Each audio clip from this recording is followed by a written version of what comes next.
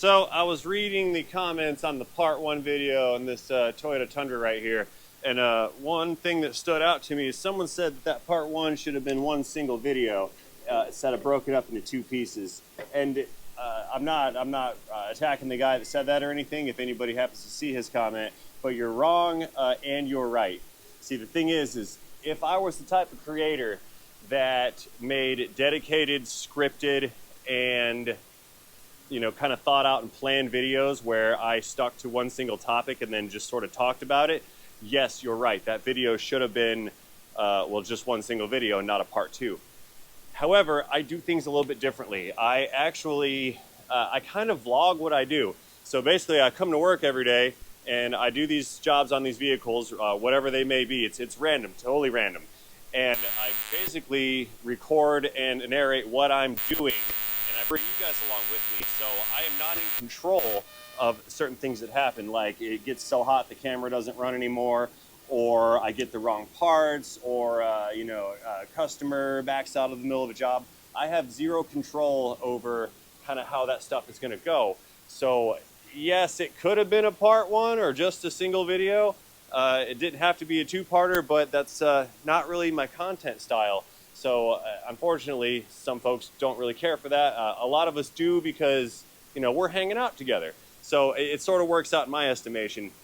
But I kind of wanted to address that because I think that folks may not know what to expect when they click on this channel. It's kind of a real life, unscripted, raw only vlogging documented experience that I share with you guys. So that explains the discrepancy in how the content is made, and I hope that that helps moving forward if you choose to return to this channel to continue to watch what we do here. Anyway, let's go ahead and get on with it. Opening the hood.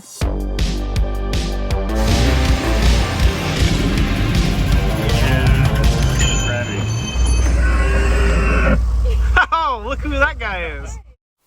Hello there, viewers. Good day to you, and welcome back to the channel. Glad you guys are here. I know, I'm super glad to be here.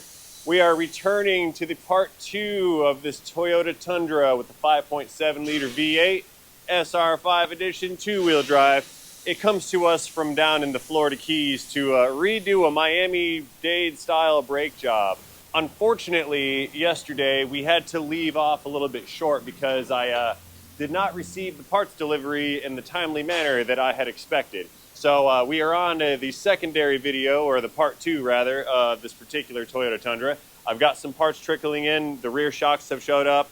I've got the rear brakes on. I have front brakes here, but I'm still waiting on the missing set of front struts. So what we're gonna do is get these rears on. That's where we're gonna get started from. Back to the subscribe button, moving on up. So as the parts trickle in, I will go ahead and get them installed, and that's how this video is going to progress. So stay tuned because this is going to be a very good part 2. Okay, so let's go ahead and knock these rear shock absorbers out. I've got one on either side. They came with new hardware. Second one's over yonder.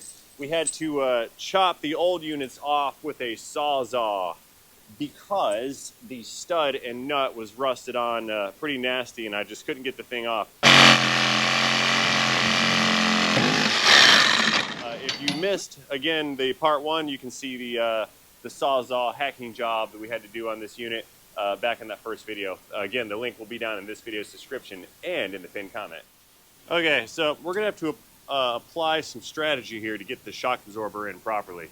If we were to stick it up in its bracket with the bushings and bolt it on, and then cut off this little retainer strap here, the shock is going to expand, and it may end up expanding past the mount right here on the axle. So we would have to compress it in order to get the thing installed. She's on her way back out.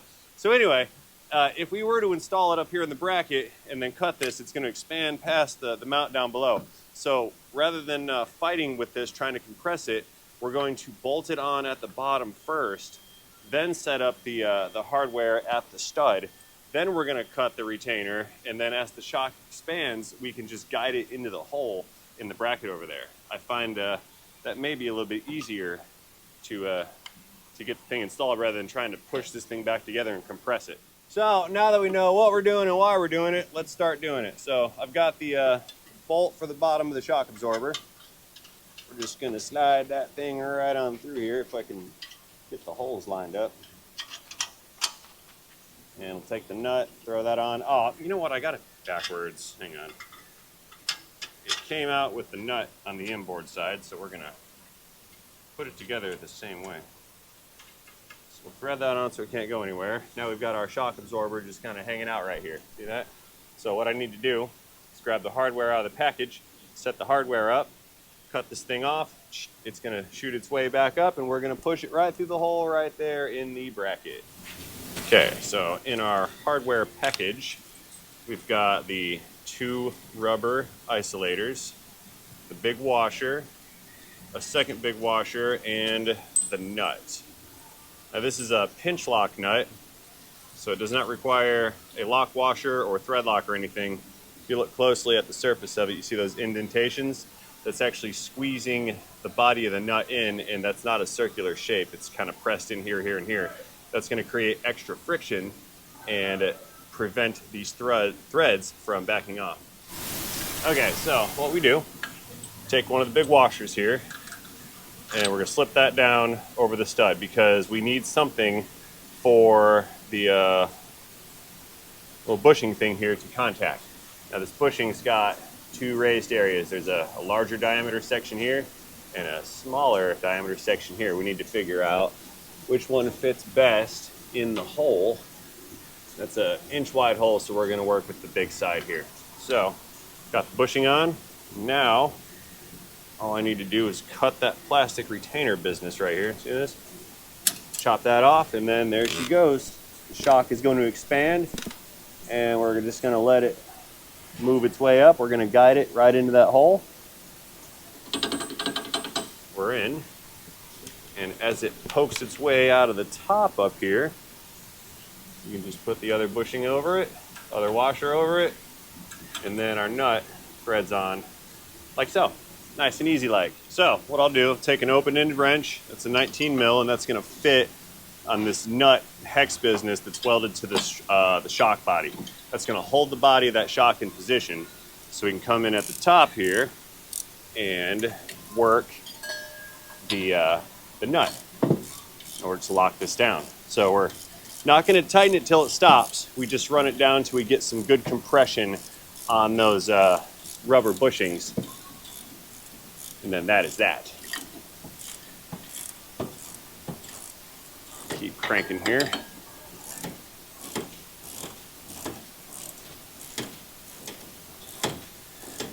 See how that's starting to smash out a little bit? That's the compression we're looking for. Right about here looks good. Got a couple threads exposed coming through the top of the stud right there. And that is the proper configuration to mount the top of these shock absorbers.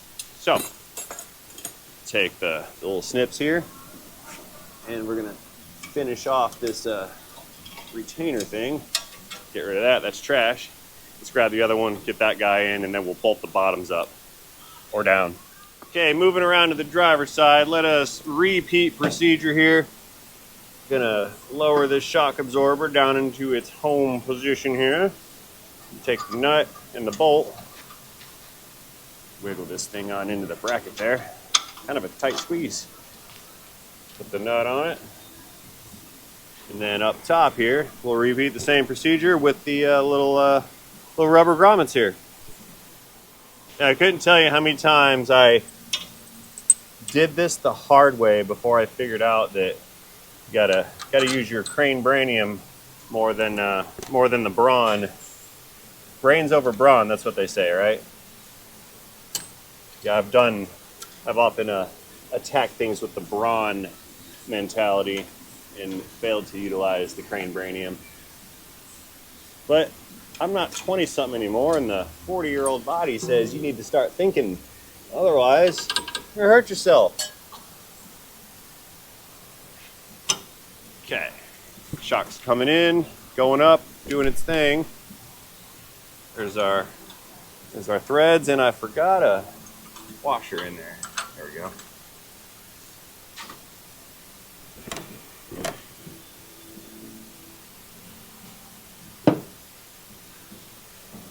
Okay, 19 on the shock body, and then the other 19 coming in up top.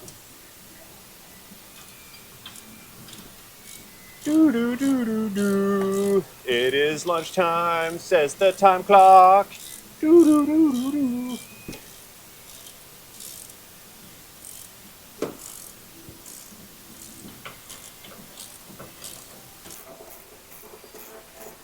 Okay, I'm starting to see some compression in our grommet here.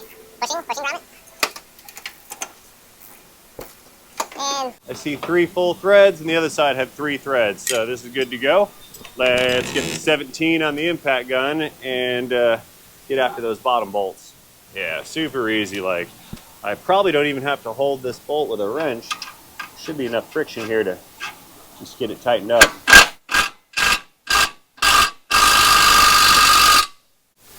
Shock absorber clickage, and the other, same thing here.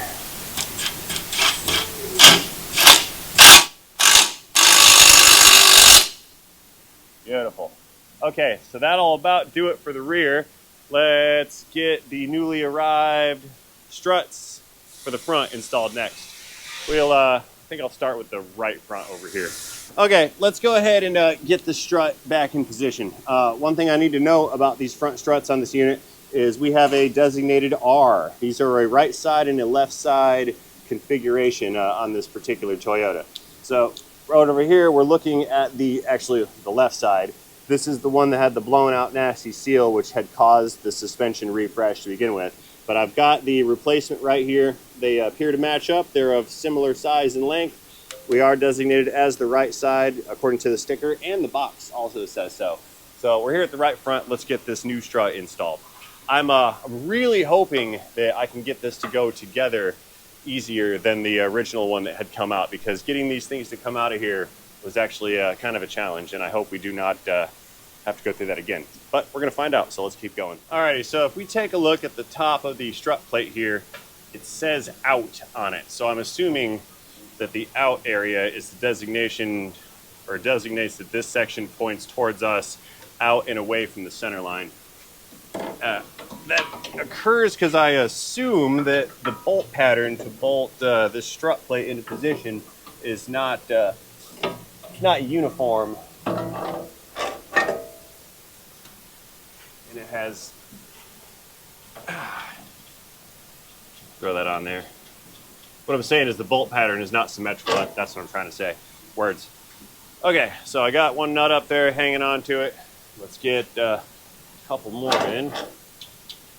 And what I need to do is I'm going to run this thing, run these nuts down all the way tight to draw this up against the mount up here, which is part of the frame. And then we will have to pry down on the 2 control arm assembly in order to get the clearance necessary to get this thing inside of that pocket right there. That's the challenge part. By the way, I adjusted some of my microphone settings. Let me know how it sounds compared to the part 1 video if you guys do not mind. I appreciate the feedback. Wrong direction. We almost did that the wrong way.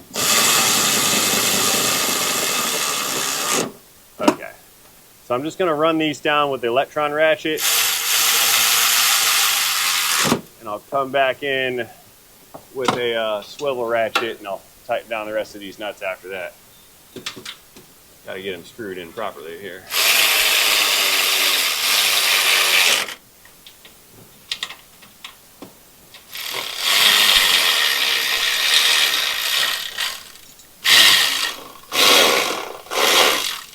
Seriously? There. Alright. Okay, flex head 14 coming in for the final torquages here. Just make these guys nice and tight. Click. Now there's 4 of them, not 3.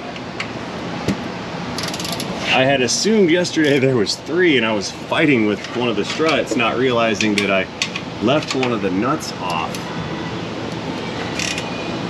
A little embarrassing, but you know, like I was saying earlier when we got started, I didn't even edit that out because I do want to show the experience, and I want people to understand what the experience is.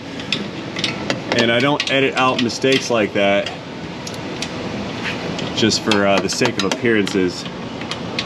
I find that the honesty and the integrity is better than not being able to get this nut off on. Yeah, I just find the transparency is better. Seriously? That angle for that last one's real tough. It's like I'm reaching down. There it is. Now we're on it. There we go. All right. A little dark in there, yeah? And it's hot. There's no airflow. Alrighty, so if we remember just how much of a bear it was to get the clearance to get that strut out, I'm gonna try something to see if I can't get those control arms to come down with a little bit more ease instead of hanging off of it with a pry bar in my armpits. I'm gonna attempt to use this three-legged jack stand here, and I'm basically gonna shove this thing under the pivot point for the control arm, and then I'm gonna hook a ratchet strap to it, and I'm gonna try to ratchet strap the bearing down onto this with the top side of it pushing up against the control arm. It might work, it might not. We're gonna find out. We gotta be clever here because this is not easy to do. And fighting with this thing yesterday in the 90-something degree heat was absolutely murder, and I don't want to fight with it again. So I'm trying to use some brain this time and not use any brawn. We'll put that under the pivot, and then I've got the arm, a support arm. We're gonna get that as close to, or pointed towards the wheel bearing as close as possible. That way I can avoid creating side load here. Yeah, we're gonna spin this up. Slide that back like so. So what this is gonna do is ultimately, when I put the ratchet strap on this here, it's gonna wanna pull up on this jack stand. But the jack stand can't come up because there's a truck sitting on it. And to make sure there's a truck sitting on it, we're gonna give it a little bit of weight. Not a lot of it, just a wee little. There we go. I think we're good here. So that thing's now pretty much pinned in place. Let's get a ratchet strap. We're gonna connect a wheel stud to the bottom of that post and ratchet it down, and that should pull this control arm down some. So I've done things like this in the past, and folks have said that I should install like some D-rings in the floor to pull against, and yeah, that could work, but I'm kind of also against that idea, because if I have a D-ring in the floor, then I'm now pulling against the lift and not so much against the individual component, and that's could potentially want to create an imbalance on the lift and maybe pull the car off of it. But in this configuration, all the downforce is actually being transmitted into this jack stand right here, which again, that's not going to go anywhere. So I think this is going to work. Yeah, this is looking so far like it's going to be effective. Let's take a look. We're going to come up with all kinds of space. As long as nothing comes apart, hits me in the knee, it should probably be just fine. That. Need more out of it. Kind of a lot more. I might get a second strap. Okay, so up at the top, what I'll do is get under that spring, the pry bar. I don't know. That's not gonna work. You know, maybe I'm just doing this all wrong completely. Perhaps I should try to unbolt the strut from up top, slip it down into that little pocket, and then align it up at the top, similar to what we did with the rear struts, or rear shocks. Let me try that real quick. That seems to be maybe better than the alternative with the rest of this here. Brains, not brawn. Brains. Okay, so let's get up here where we can see a little bit. I ended up raising the vehicle up a couple feet to fit that jack stand business in, so I'm giving this some up-reach action right now. But I'm going to take all these fasteners out, take all the nuts off of it again, and I'm going to pull this strut back out to try to maneuver it in a little bit better. I've got this control arm down pretty much as far as it's gonna go. Okay, so the camera's dying again, so bear with me. I got these guys loose, let's take them off. We're gonna drop the strut out and try to maneuver it in from the bottom up. I think I already said that more than once, but I don't know if my camera's still working.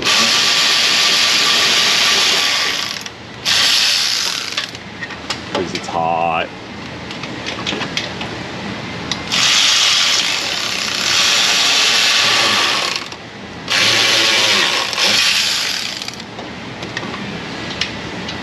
Okay, got all the nuts, except for one.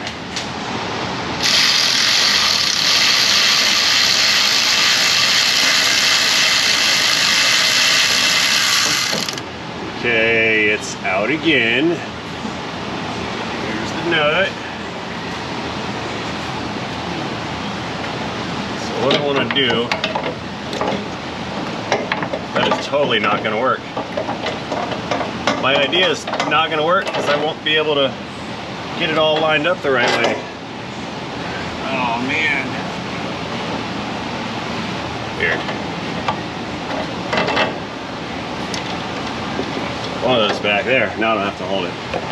Okay, thinking cap on again. What do we do? I know what to do. Spring compressor. There we go. The comments were probably screaming it. I'm gonna put in a spring compressor. That should do it, right? Let's see if we can get one of these guys stuck in here. Maybe, maybe not. Yeah, let's try that. Let's hit it with a spring compressor, see what it does.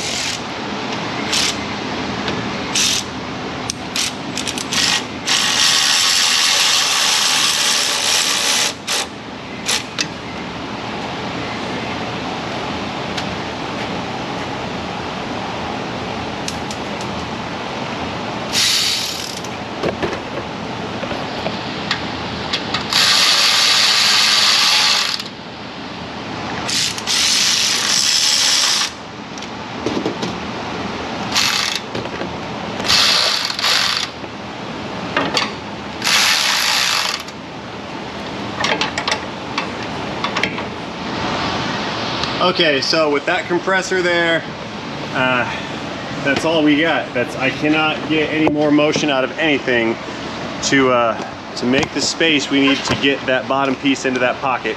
So I'm gonna abandon the idea of using brains, and I'm going back to using force now. I'm going to pry bar this thing up and in very carefully, but we just gotta put it in there, right? That's what we gotta do. So let's try to do that. Prying.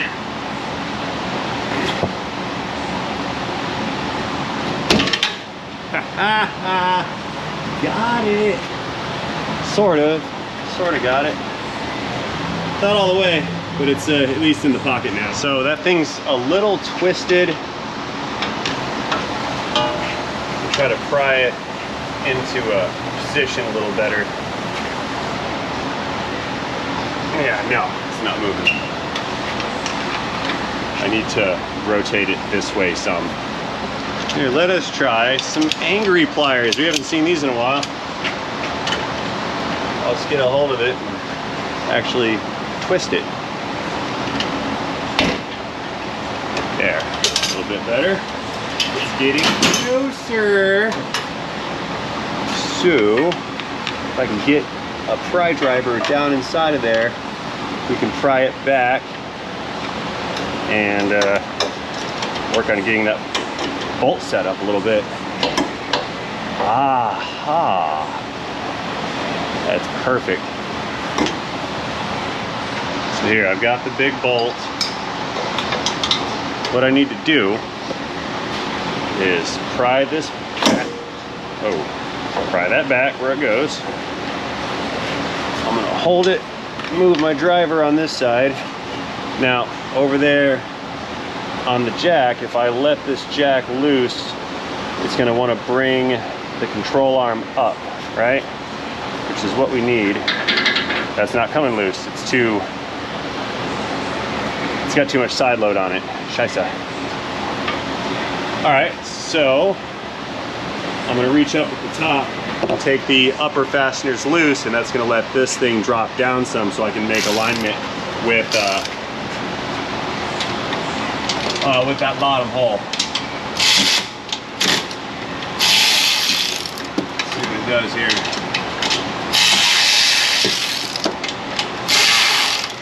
It looks like this one took grain and brawn. I had to use both methods.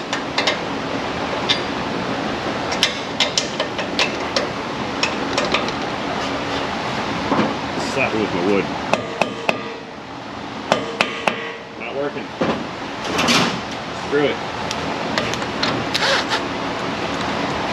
Seriously? What? Piece of Milwaukee.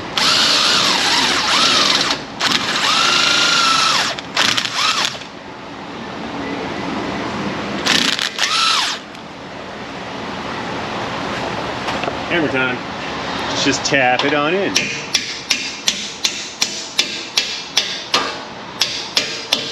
Beautiful, look at that.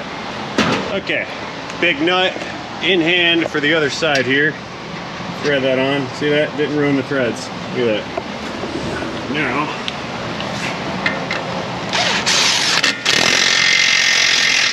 click. That's good. Let's take our electron ratchet, tighten up those bolts up top one more time. Draw this unit back up into its correct position here.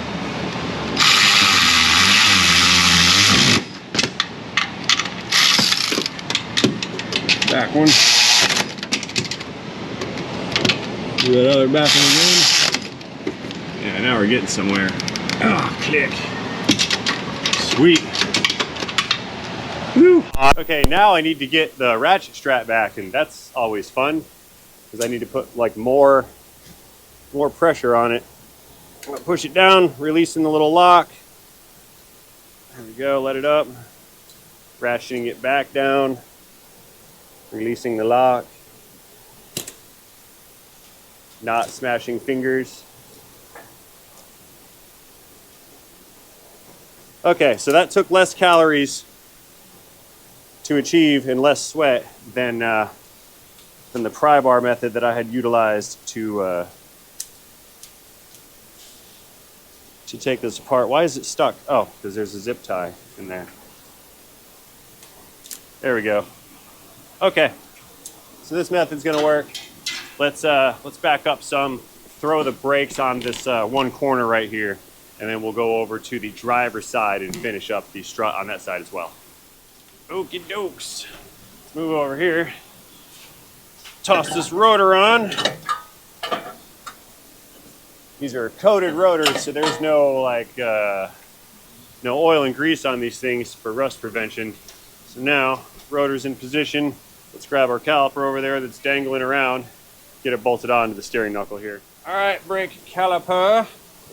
Little dangly one here. Let's get my hook back. My steel hardline flexed a little bit. See how the bracket's not lined up properly. It's okay though. Got one of the fasteners here. Get that going in. Bottom one coming in next.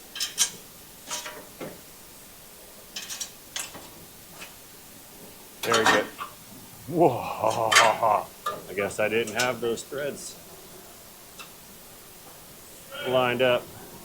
See you, buddy. Cool guy. Yeah, see, I could have edited that part out so I don't look bad. But that would not be real life. Nor would it be transparent, and I pride myself on transparency. I don't pride myself on many things because pride always comes before the fall. But it's okay to indulge every now and then, right? Pickage.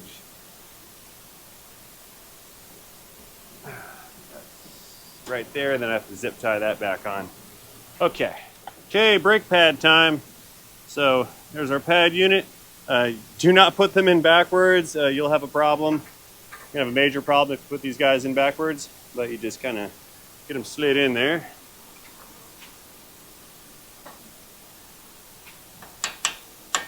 am I running into? Debris.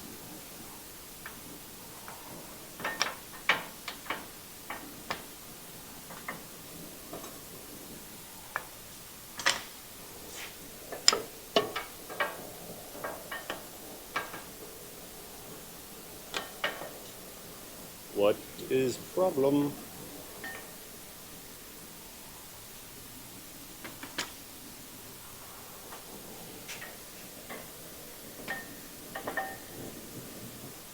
Problem is I'm not lining it up the right way. That's the problem here.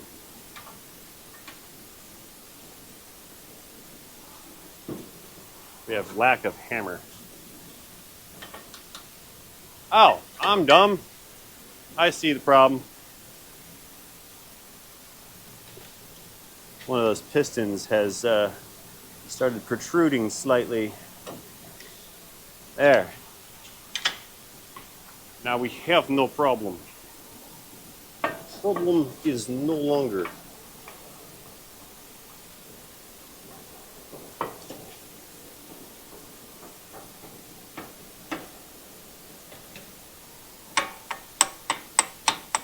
Tinka, tinka, tink. There. Okay, let's get our pins kind of in position here and lined up. I think those are too far in. Scheisse. Let's pull the pad out ever so slightly. It's one slide pin. Actually, it's more of a retainer pin, not so much a slide pin, because they don't really do much sliding.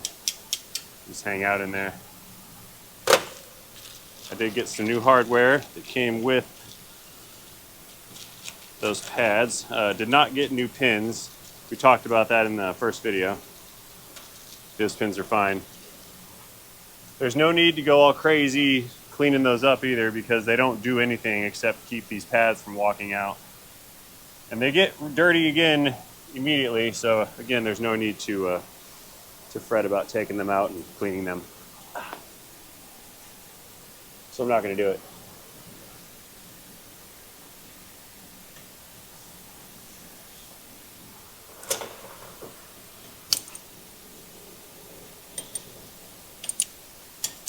Everything is a hammer.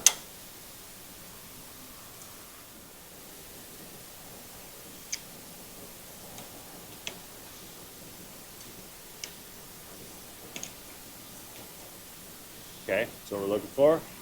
And the pin up top, let's drive that guy through.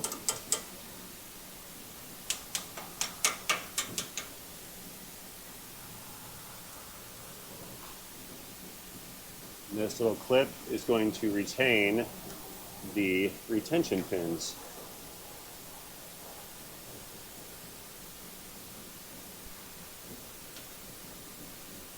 Just like so. Good to go. One side done. Let's go over to the driver corner and repeat. Okay, at the driver's front, I have the little jack stand and tie strap business kind of set up here. So we're gonna push this strut up into its home, and I'm gonna drop it and hurt my finger. Oh, let's see. The mark right here is supposed to point towards me. So that's going to be this orientation.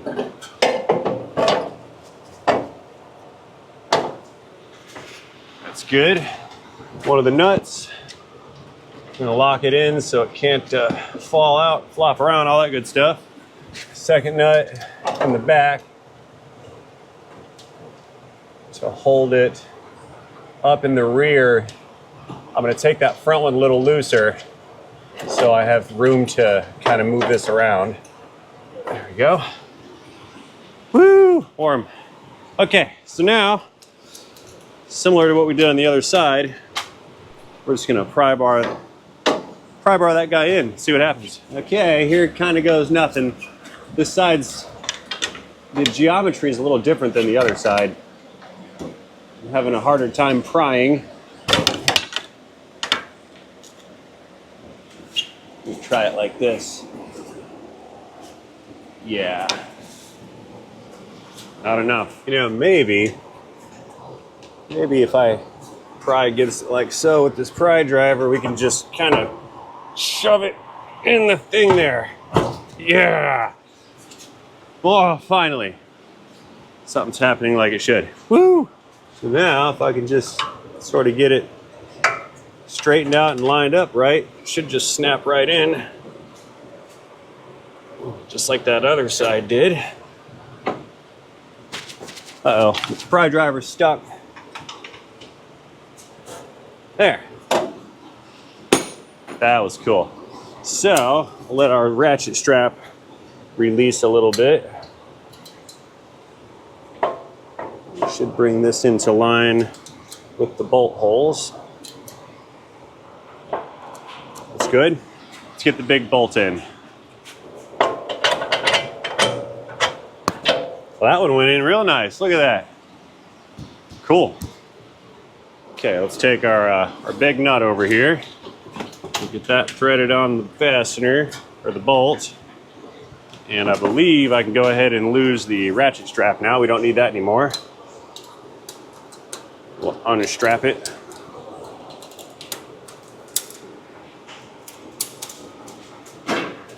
Excellent. Okay, so let's hit the nut with the 22 here. Make this guy nice and tight. Loud noises. Seriously?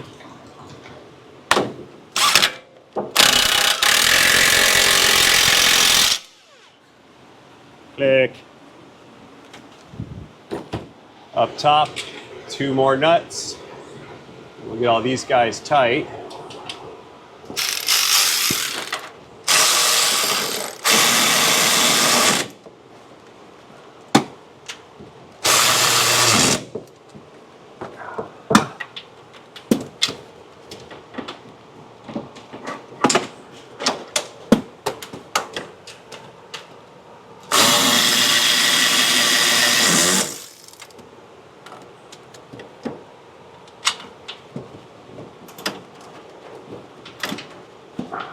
Go, that's tight. That's 3. We get that last one in the back there. Beautiful. Okay, the sway bar link that I disconnected earlier. Need to get that guy set up next. Let's see here. Pry it down to make it fit.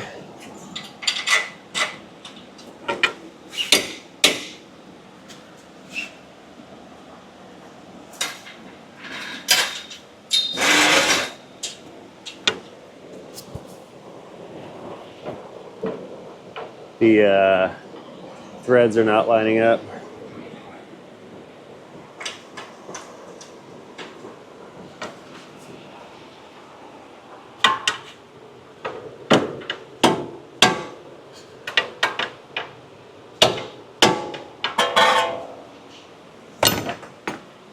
Idea.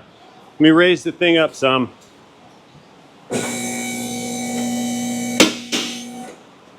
I'm going to take this this jack here and lift up at the front of the lower control arm, and then we'll just lift the control arm up with the jack. Here, how about there?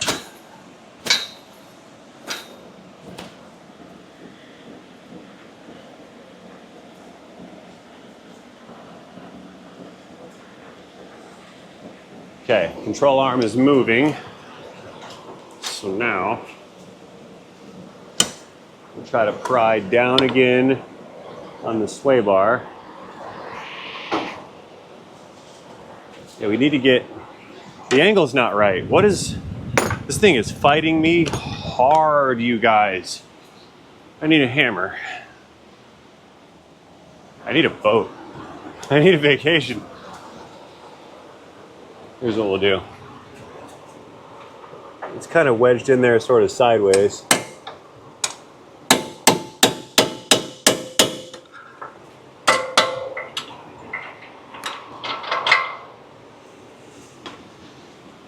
Control arm up some more.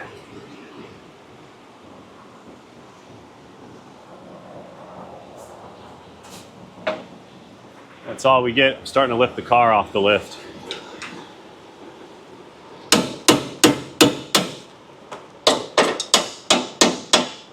See that? It went in.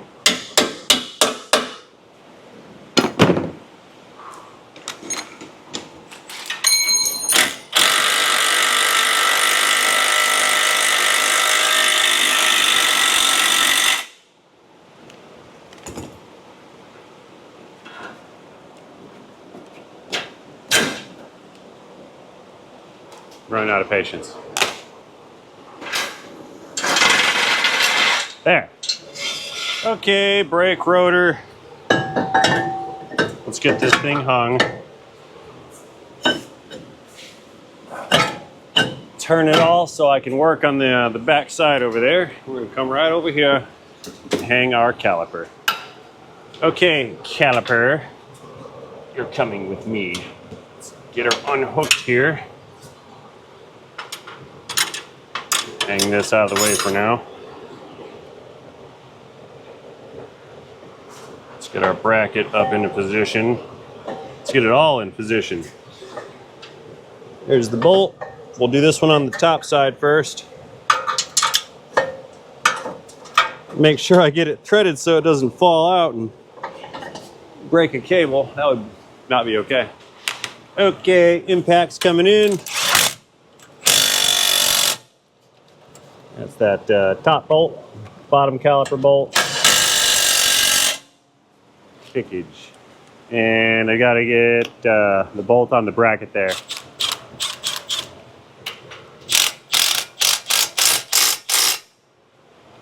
Click, got it.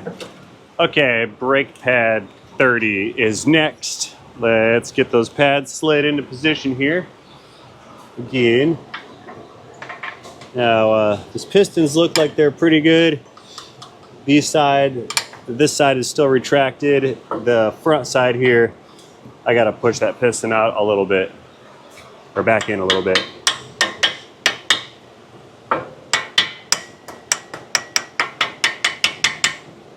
There. Here, we'll do the pry wrench method on this one.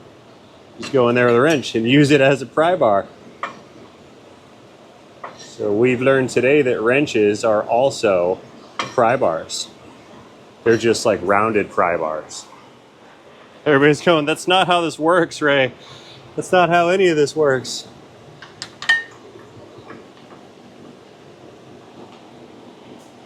I like the tolerances on this, but it makes it difficult to get it all lined up and whatnot. Good tight tolerances though. There. Okay, pins, pins, pins, pins, pins. Let's get our pins. That one's good. Wow, these lined up almost perfectly. How about that?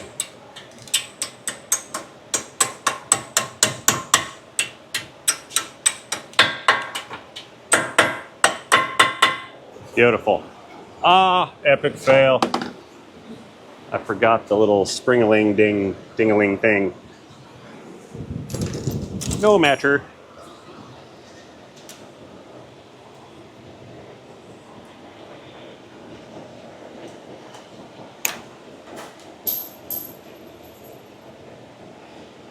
Is that right?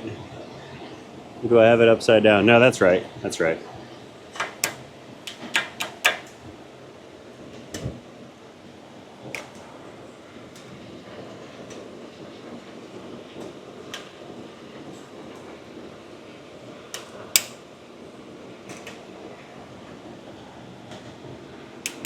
On there properly.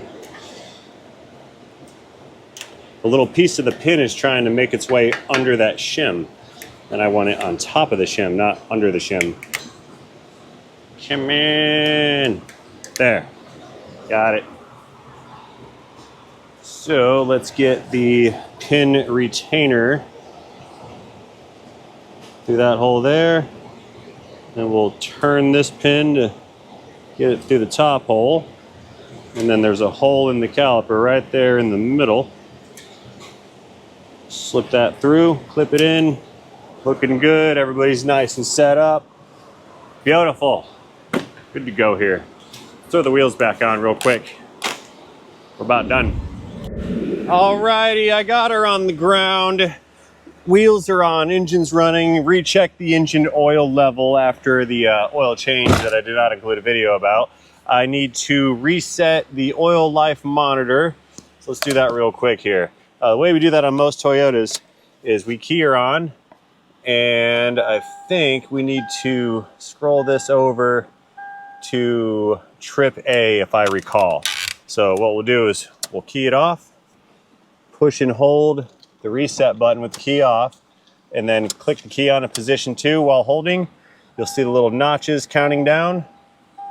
When they all go away, we get the 0, 0, 0s that flash, and after a restart, the maintenance reminder indicator is no longer indicating. So oil life's reset. I'm gonna back this thing out. We're gonna spray it off with a pressure washer real quick, get rid of all the pollen, get rid of the brake fluid that got spilled, the dirt, dust, debris, all the nasty stuff from under the hood, and then we can go out and finalize test drive this to make sure that we no longer have that vibration. I'm like 99.2% confident the vibration is gone, but we have to confirm such things before releasing our vehicles. Under pressure, not very much pressure.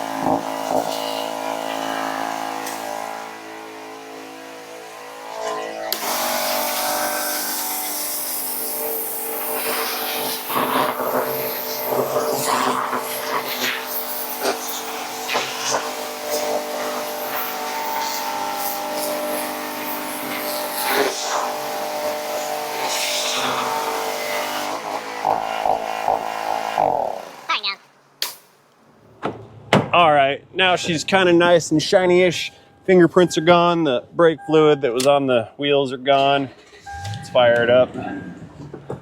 Brakes have been pumped up, so let's head on out. We're gonna burnish the pads into the rotors. Not brandish, burnish. We're breaking them in. There we go. That's the layman's version. So we're gonna break them in, and if that vibration is gone, we are good to go. Checking them mirrors.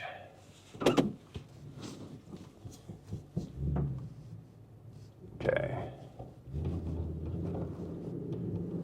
These 5.7s are super torquey.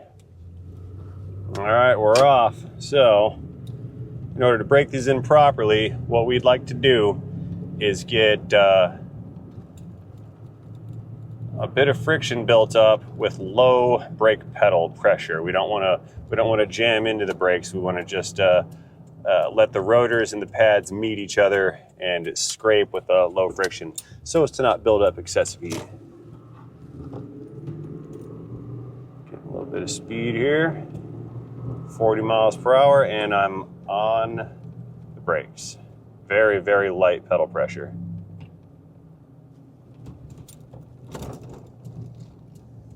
Still on the brakes. Okay.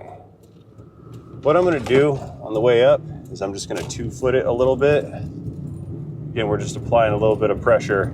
That way the pads and the rotors can kind of wear into each other. We got to wear off that coating on the rotors, wear off the coating on the pads, and then once all that coating is worn away, then we should have a good burnish.